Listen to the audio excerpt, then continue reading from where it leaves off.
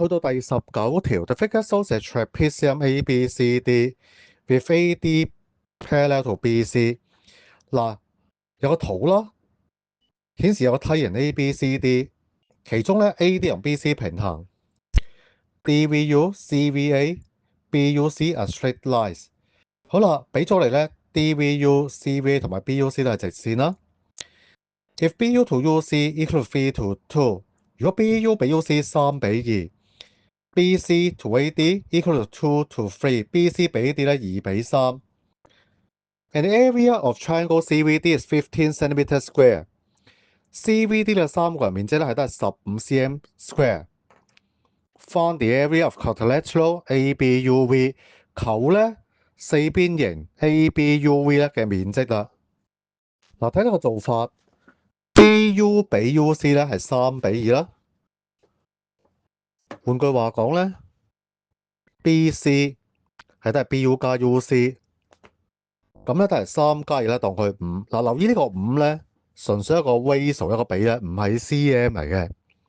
好，跟住啦 ，BC 比 AD 2比3啦。所以 AD 點樣計咧？就係將5乘以咧3 over 2啦，計得 7.5。跟住啦 ，BU 比 UC 比 BC 再比 AD 咧，係等於3比2比5再比 7.5 啦。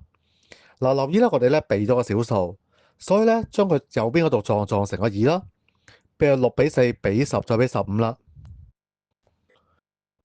好啦 ，VC 比 VA 係等於 UV 比 DV。有題咧 UC 比 AD 都係4比15，所以啦，三角形 UVC 嘅面積比三角形 CVD 嘅面積咧係都係4比15啦。所以有個結論就係咧，三角形 UVC 嘅面積咧係都係4啦。跟住我哋再連接啦 UA， 咁三角形 UVA 比三角形 UVC 咧嘅面積，不如都係 VA 比 VC 都係15比4。所以啦，三角形 UA 面積咧係15，然後啦，三角形 UAC 嘅面積咧，其實都係三角形 UVC 面積再加三角形 UVA 嘅面積嘅啫。用翻上嗰個結果啦，就係等於4加15啦，計得係19。然後點啊？